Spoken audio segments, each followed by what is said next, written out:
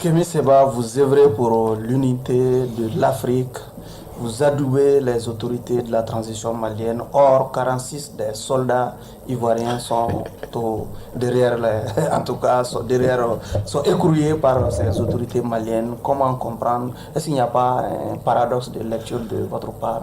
Je pense que... Cela conforte votre, en tout cas, désir d'aller à l'unité africaine? Mon cher frère, pour qu'il y ait l'unité, il faut aussi qu'on s'appuie sur la vérité. La vérité, c'est que on a un État qui, depuis la période d'Houphouët-Boigny, il faut qu'on le dise. Vous parlez de l'État ivoirien. L'État ivoirien, Oui. qui a été le pays proxy, satellite, et Dieu sait que j'ai énormément d'amis et de partisans d'ailleurs en Côte d'Ivoire, qui a été le proxy de la politique néocoloniale française en Afrique francophone. C'est pas moi qui le disais le premier, c'est Thomas Sankara. Nous sommes au XXIe siècle, Houphouët-Boigny n'est pas là, qui d'ailleurs, à mon sens, même s'il était dans une collaboration avec la France-Afrique, avait quand même plus de pudeur dans le rôle à tenir et un petit peu plus de dignité dans la capacité à créer une sorte de micro-souveraineté, quand même il était accompagné par l'oligarchie française. On n'en est plus là avec le président Alassane Ouattara. Le président Alassane Ouattara prend des décisions pour la France qui parfois dépassent même la France, tant celle-ci n'est pas habituée à avoir des outils politiques, des proxys politiques aussi serviles. C'est dans ce contexte-là que l'arrestation des militaires qualifiés par les dirigeants au pouvoir au Mali, qualifiés de mercenaires, c'est dans ce contexte-là que l'arrestation s'est faite. Est-ce que ce sont des mercenaires? Est-ce que ce ne sont pas des mercenaires? Moi, je sais que quand vous rentrez dans un pays que vous n'avez pas d'autorisation, ça pose problème. Moi, je suis interdit de rentrer dans certains pays contrôlés, cooptés par la France, alors que j'ai mes papiers de la CEDEAO. Eux viennent, n'ont pas de papier et s'étonnent, sont armés et s'étonnent d'être arrêtés. Sauf que la coutume fait loi. Oui, la coutume, moi je vous le dis et je vous le répète, tout le monde souhaite. Tout le monde souhaite. C'est le 8e détachement. Tout le monde souhaite qu'on trouve une sortie de crise. Personne n'est content de voir nos semblables, d'une façon ou d'une autre, être arrêtés. Oui. Maintenant, il y a des gens qui sont dans une armée qui appartient et qui sert les intérêts d'un pays, ou du moins d'un gouvernement, parce que tous les Ivoiriens ne sont pas responsables, qui aujourd'hui pose problème en Afrique francophone. Je pense qu'on peut le dire, sans que cela crée des remous. La politique du président Ouattara, qui est sans doute quelqu'un d'intelligent, là n'est pas la question. Non, mais vous à l'heure êtes actuelle, en train pose de dire problème. que les 46 soldats sont en train de payer pour Ouattara. Ouattara, pour ceux que Ouattara, plus de position de Ouattara. Pour cela, il faut qu'on prenne je vais globaliser même la réponse pour qu'on se comprenne mieux. Ils ont été au Mali, sans invitation, sans document qui atteste de la justesse ou de la raison de leur entrée. D'accord? Ils ne sont pas en règle. Ils ne sont pas en règle et c'est l'armée d'un pays qui a des propos, d'un gouvernement qui a des propos belliqueux vis-à-vis du Mali. On n'a pas besoin de faire maths sup, maths p, on est tous des personnes intelligentes ici. belliqueux.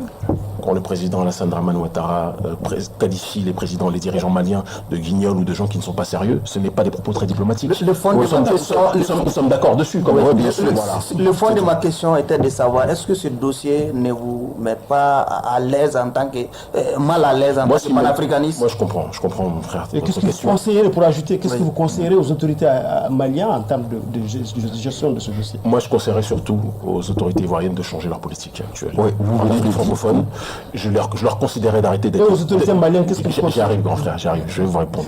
Aux autorités ivoiriennes d'arrêter d'être le toutou de la politique de Macron qui a l'âge d'être le fils d'Alassane Dramane Ouattara.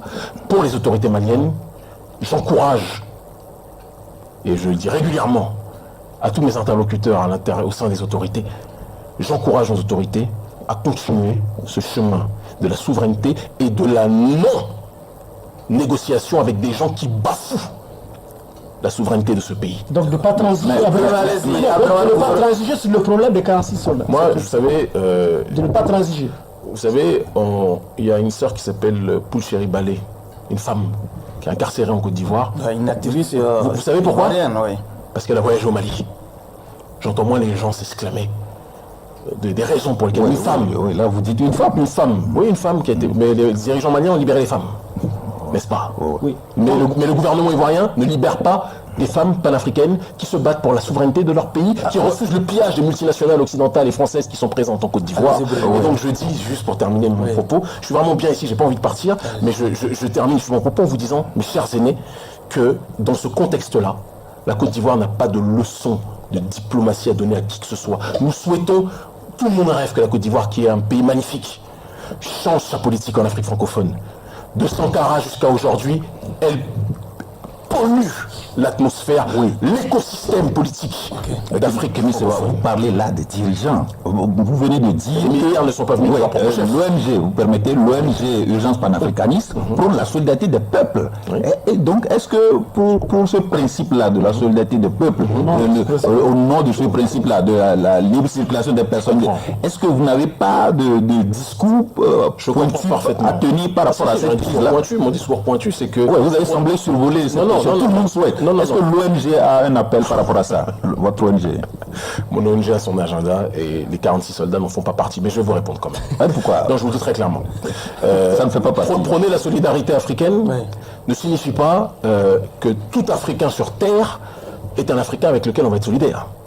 Blaise Compaoré, co-assassin du président Thomas Sankara, n'aura pas une once, ne recevra pas de notre part une once de solidarité ou d'affection. Jamais. Vous comprenez? Il y a des gens qui sont africains, mais qui vendent leur pays à l'Occident. L'ONG ne marchera jamais avec ces derniers. C'est ça, donc ce que je dis pour les militaires, et je termine parce que c'est très important, les militaires ivoiriens, je pense que certains ont agi comme des militaires qui ne savent pas forcément. Ils viennent, ils suivent les ordres qu'on leur donne. Le problème, ce ne sont pas tant les militaires, c'est le gouvernement ivoirien, excusez-moi, qui doit prendre ses responsabilités et qui doit changer son attitude et qui doit au moins être dans une optique de s'excuser. Oui, ça c'est des recommandations. Mais par rapport à la situation, il m'avait demandé des recommandations. Non, par rapport à la crise même, le fait qu'ils sont arrêtés. Qu'est-ce que... Alors, vous qui êtes malien, qui donc vivez quotidiennement ici, moi je viens très souvent, mais vous qui vivez tout le temps ici, moi ça m'intéresse de savoir, messieurs les juges. Si on était à votre place, on va le dire. Ah, mais vous ne voulez pas dire comme vous posez les questions. Si vous avez en face de vous le président Assimi Goïta, si vous avez un conseil à lui donner par rapport à ce dossier, c'est là où on... Par rapport à ce dossier président. Le règlement panafricaniste. Le règlement panafricaniste qui serait de demander au président Assimi Goïta de dire au président Alassane Ouattara de changer d'attitude. Oui, ça c'est pour l'avenir. Mais par rapport à ce dossier, Allez-y, s'il vous plaît. Vous survolez ce dossier. Non, ça c'est pas. Non, pas du tout. C'est que je ne vais pas vous donner ce que vous voulez, qui est de dire qu'il faut libérer les soldats de président Ouattara. Moi je dis, ou bien il faut le condamner pour Ouattara j'ai l'impression que c'est un dialecte. Non, je n'irai pas jusque-là. Ouattara a fauté. Une belle pirouette. Ouattara a fauté. Ouattara doit payer. Allez-y, Abdraman. Bruno, s'il vous plaît, vous n'avez pas... 46 soldats qui sont en train de payer. Moi, je pense à Simone Gbagbo, pour laquelle j'ai la plus grande affection, une grande politicienne ivoirienne. Je pense à tous les panafricanistes qui sont présents en Côte d'Ivoire, qui sont beaucoup plus nombreux qu'on ne le croit. Je pense à Laurent Gbagbo. Voilà ceux à qui je pense en Côte d'Ivoire. Je pense aux prisonniers politiques ivoiriens qui sont encore incarcérés pendant que Alassane Ouattara demande à ce qu'on libère ses prisonniers, mais lui, il incarcère à tour de bras ses propres compatriotes.